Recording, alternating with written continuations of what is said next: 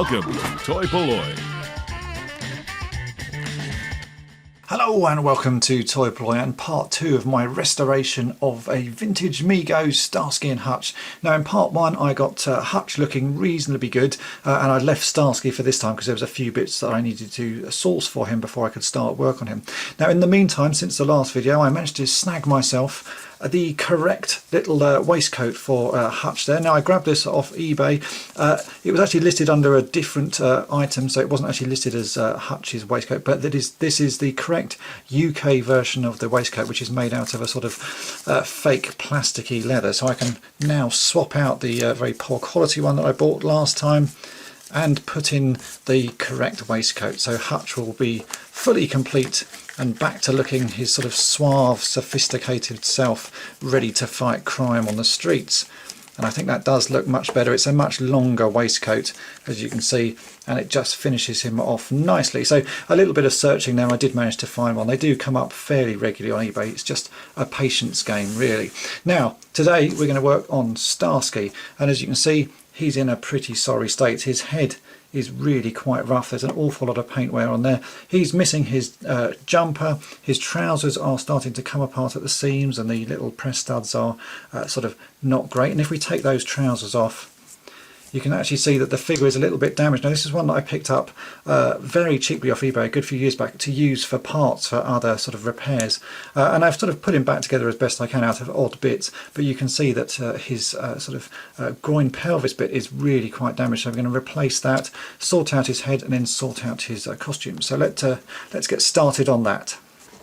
The first thing I want to do is actually to replace this pelvis. Now this figure, as I said, was one that I sort of rebuilt out of bits over the years, so some parts aren't in amazing condition, but he's certainly not a bad body really. It's just this last pelvis bit. And I have a feeling that this is a guy that I restrung using some O-rings. As you can see, there's an O-ring in there rather than the original elastic. And I've had a quick look through my sort of parts bag of stuff. I have found a spare blue pelvis, so that's the one we're going to swap out that bit with. And I've also found some original rubber bands, so I think I might try and swap these back in rather than using the O-rings, but O-rings do work just as well. So what we're going to do is take this apart. I have a crochet hook here, which is the best way I've found for doing it, because you can use this to hook under the elastics and then use it to help you unhook the little metal bits. All of this is fairly fiddly just because it's all under tension, but once you've done it a few times, like so, there you go, keep that arm separate. I can now let that rubber go inside and the other leg should fall off like that. Now that I've got the first arm out, I can move on to the second arm, and again it's the same sort of process, just have to sort of pull this out. And I'm going to use the crochet hook just to hook through the O-ring and then manhandle the hook that I want out. This is always particularly fiddly. I've never found a particularly sort of satisfactory way of doing this, and having the camera in the way doesn't make it much easier. Let's turn that around so I use my right hand.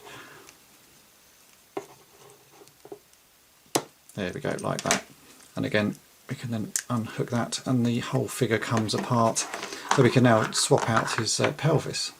It's now a case of putting Starsky back together. I've got rid of the O-rings just because I'm going to use these original rubber bands. Now I always have trouble re-threading these rubber bands onto the thigh joints.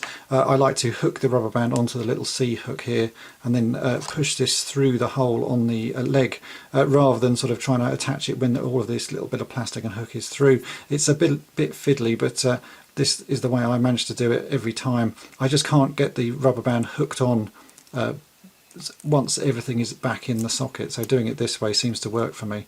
You can push the rubber band through quite easily, see it comes through there, and then use the hook of the crochet hook just to sort of grab the end of that rubber band, pull it through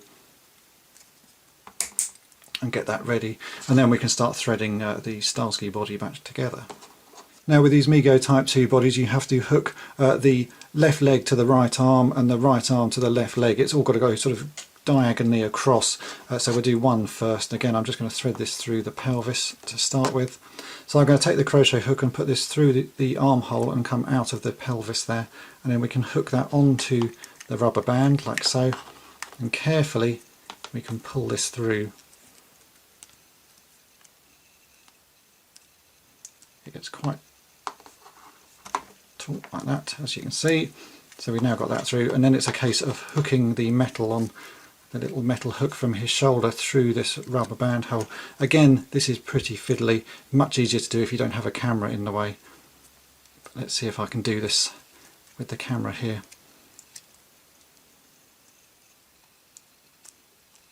Let's grab that. Hook that on like so. Then we can remove the crochet hook, and there's his arm attached. We just do the same across the other way to get the other leg and arm attached.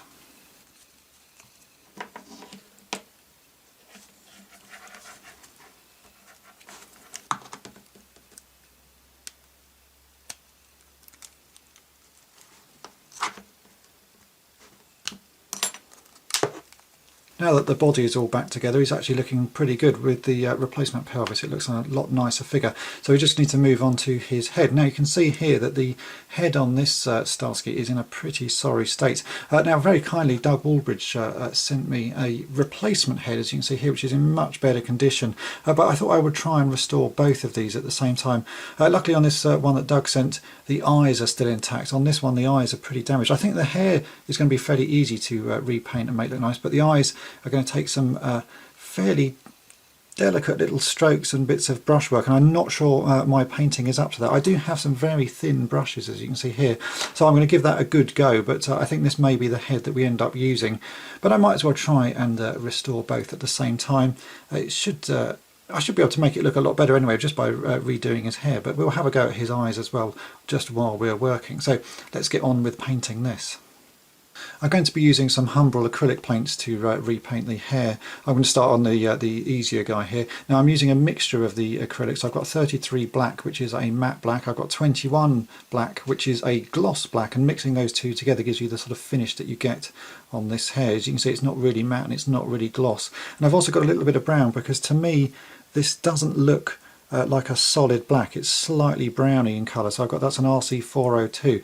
Now I'll do the touch-ups on the hair on this Starsky first, and then I'll try this guy, because I think, as I say, my painting skills, I'm good, but my sort of fine details like the eyes might be quite tricky, because if you look at the eyes on this, if I show you here, it's actually white. He's then got a sort of a brown iris, then a little bit of black, and then a little white dot in the middle of it. So it's really quite fine work. But I will give it a go. Worst case is this guy has to sort of be a background character, but I think I can certainly improve him. So let's get mixing some of these paints, and we'll sort out this one first. So a little bit of the matte and the gloss mixed together with a bit of brown in should give me a reasonable colour match.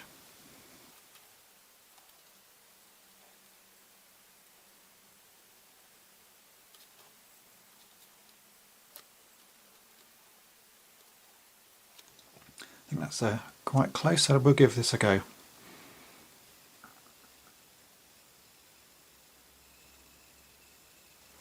Yeah, it certainly isn't black. It's really quite an sort of off black, slightly brown colour. You don't need to paint the whole thing. I'm just going to paint the little sort of bits that have worn.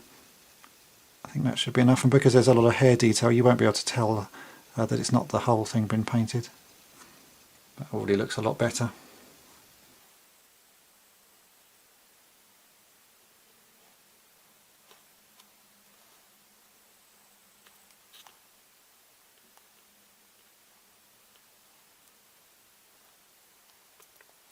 We're about done on that. That's only a few little marks all over, but certainly makes a difference. So we'll put that one to one side. And now I'm going to start on this one. And on this guy, I am going to paint everything, because as you can see, it's really worn. I've given him a good clean, and this is just what's left of the paint. So I'm going to carefully paint all of that hair, and then we'll start worrying about the eyes and bits afterwards. So again, as this is quite a good mix of paint, I'm going to use this one, and we can just get started.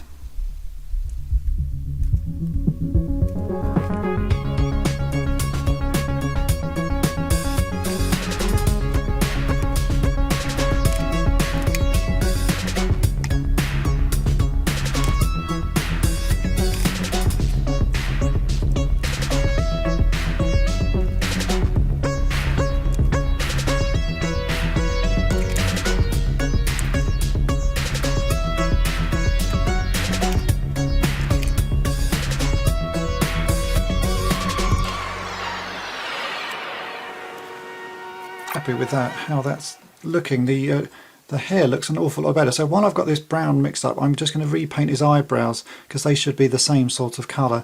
I'm going to use a slightly smaller brush for that. I have this little brush here, so I'm just going to get a tiny bit of the brown paint and do his eyebrows, and then I'll let that all dry before I come back to try and doing his eyes.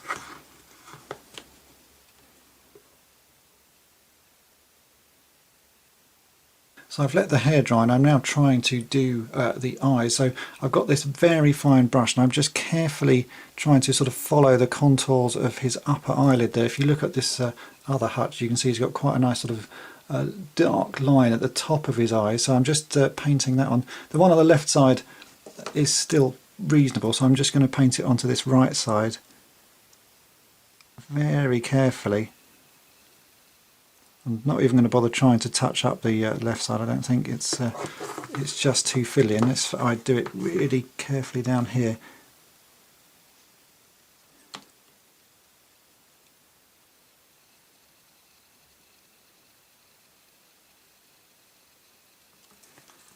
Yeah, it doesn't look too bad. So that's already looking a bit better. So I've now got to paint the white of the right eye, and again I'm going to be using Humbrella paints. I've got a number 34 here, which is a matte white, and I'll paint that on and let that dry, and then we'll come back with the brown RC5, do the iris, and then another little bit of black. So it's going to be a lot of little fiddly layers, but I think I should be able to improve that, but it's a fairly fiddly job. So let me tidy up my work area here and we'll do the white and see how that goes. But overall the head is actually not looking bad already. Just painting the hair has made a massive difference. So let's have a go and do this white. So this is 34 of the acrylics. Again, got this really tiny brush, and I've just got a little bit of the white here. So I'll just get a tiny amount on the brush and see if I can paint the white part of his eye. I'm going to do this on the desk, so it's again always going to be easier without a camera in the way, but I'll give this a go. And I've got a tissue just in case I make a mistake. I can just sort of wipe it off, but I'm hoping.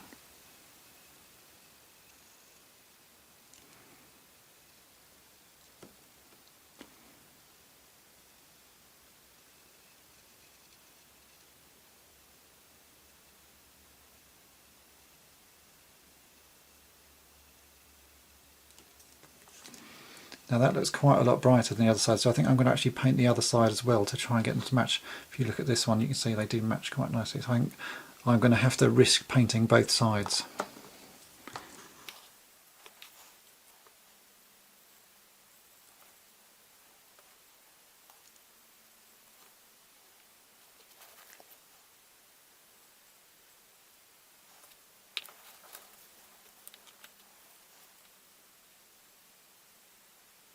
So with a fair bit of fiddling off camera, I've got that for the whites. It's pretty good actually. I'm really pleased with how that's gone. So we've now got to paint the irises back on, which is the brown, and I'm going to use the RC5 mixed with the RC402 mixed with a little bit of black, because I think it needs to be quite dark. And then we've also got a black dot in the centre, and then a little final white dot, so it's sort of 3 or 4 layers. It's a fairly fiddly job, as I say. So I'm going to clean the brushes up again, and we'll mix up some brown and black, and then we can do the next part of this painting.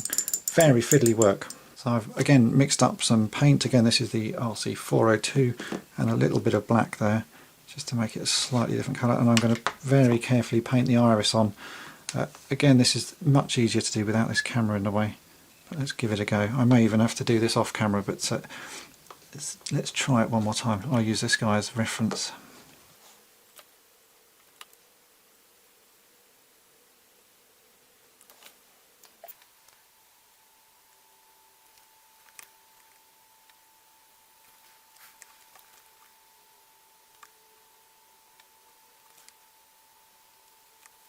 Not looking too bad actually, pretty pleased with how that's coming out, but as you can see it is quite delicate work. So I think I'm going to call that done on the brown. So again I'm going to clean my brushes, and if you look at this eye, the eyes on this guy, he's got a bit of black in the middle. So again I'm just going to use some of, I'm not actually going to mix this, I'm just going to use the matte black, which is number 33. Just get a tiny amount on my brush, like a really small amount here. And then we can dab that just in the middle. Don't really want too much at all of that.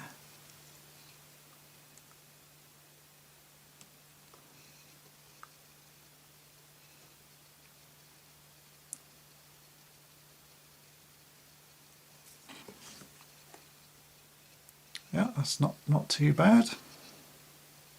The final thing is to put these little white dots. Now I've done this using a very small brush here. I'm just getting a tiny drip of paint and carefully dotting that into the centre of the eyes. I had to do it off camera because it's such a fiddly job, but if I show you the two together, you can see that actually is not a bad result. I'm really pleased with how this has come out. It certainly looks an awful lot better than how it started, and the finish on the paint is really good. So it's a fiddly job, but it does prove that you can do it. You can repaint the eyes on these old Mego dolls. So here are the two finished painted heads. Now I was half expecting to actually give up on this one with the eyes, but it really has come out looking remarkably good. So I think I'm actually going to go with this one in my restoration, and this one that was barely damaged at all I'll keep for some other project, because it's nice to sort of be able to restore one of these figures and show you the final result when it's like there's been a lot of painting work going on. So I think that looks pretty good, so I'm happy with that. We can now get on to sorting out his clothes and the rest of this project. So here we have the trousers that I had on the figures. You can see they're fairly tatty. The little press studs are coming off and some of the seams are starting to undo. So that all needs repairing. I have to say a massive thank you to Travis Through, who very kindly donated the top here. So this is the sort of original blue jumper. Now I know these trousers are pretty dirty. The top doesn't look too bad. It has a little mark on it. So I think before I do anything else, I'm going to give these a good wash. And as I've shown you in the previous one, I washed these just in some hot soapy water using just some dish soap or hand washing soap, and that will get off most of these marks. I'm hoping this little mark there will come off, and then we can dry them, and then it's a case of doing a little bit of sewing and tidying up of the trousers. I think the top looks pretty good. There's nothing really wrong with that, and then we can start putting the figure back together. So let's go and get these washed in some hot soapy water.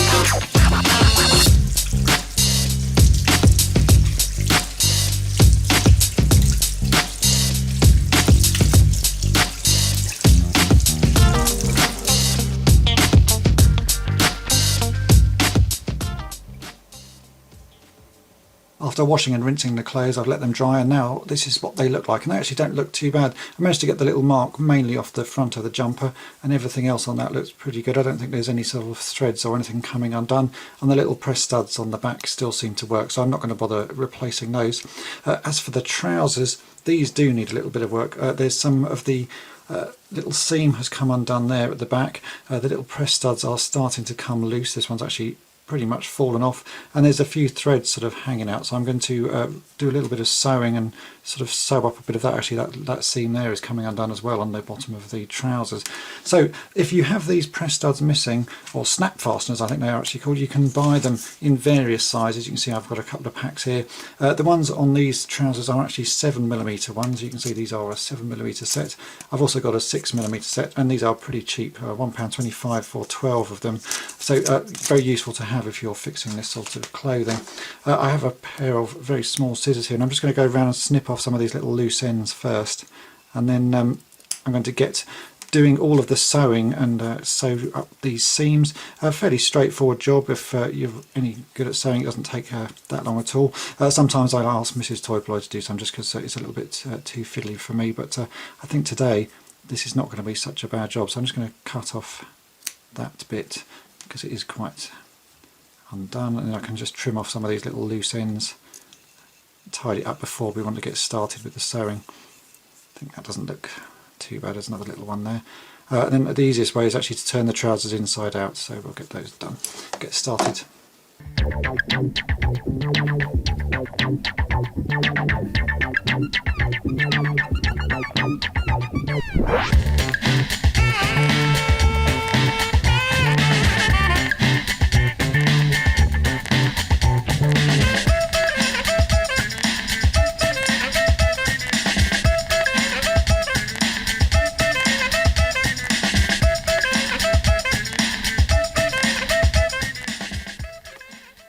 Now that both sides of that are back in place and we can do up at the trousers, we are good to go with dressing Starsky and getting him back together.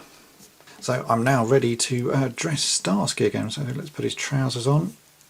Should be fairly straightforward. Do up the stud at the back, and then we can get his shirt on, which is going to be a little bit more fiddly because it's sort of tighter. I'm wondering whether actually I should have put it, let's do this the other way around. I think the best way to do this is actually to push him through trousers, take off, and we'll put his legs through the hole in the top. Yeah, I think that's possibly the way to do this guy. And put his sleeves through, and then we can put his trousers on second.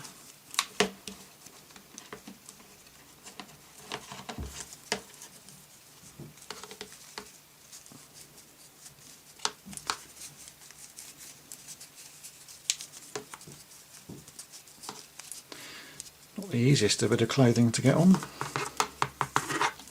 But there we go. So we can do that up. Now we'll put his trousers on for a second time. And then we can sort out his shoes.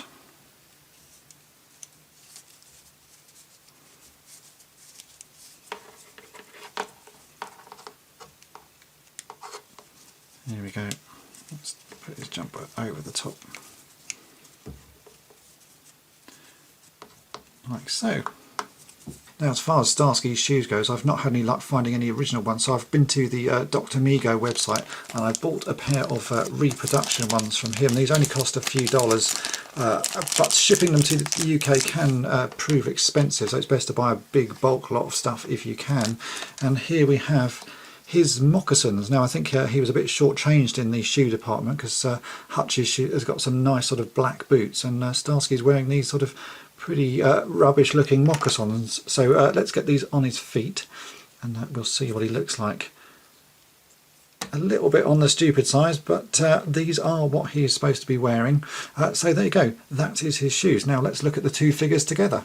And here they are, two fully restored Starsky and Hutch Mego dolls. When these first arrived here, they were in a pretty sorry state, especially poor Starsky here. He really did look pretty rough. But as you can see, with a little bit of work, a little bit of time and care, you can get them looking really nice. I have to say I was a little bit daunted by Starsky's head when I first got that, just because there was so much damage to the paintwork. But the end result, having done all of the painting and even repainting his eyes, he looks really nice. Now the eyes were pretty hard work and did require some very steady hands and steady painting, but actually, as you can see, he does look really good. So it's something I wouldn't have tried a few years back, but now I've done quite a lot of painting of these old action figures.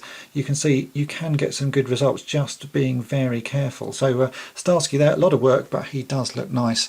And Hutch, as you watched in the previous episode, with his poor knee, that's all fixed now and he looks really good. And it's just a case of finding that missing waistcoat. With, again, some patience and some careful searching on eBay, I was able to find a waistcoat. It was actually listed under the Action Jackson line of toys, but as you can see, it is actually Hutch's waistcoat. So I hope these two videos have been of interest to you, and if you'd like to help support toy-polloi, then please check out my Patreon page or join me on Facebook, Instagram and Twitter, where I often post images and other things that I'm working on. And thanks for watching.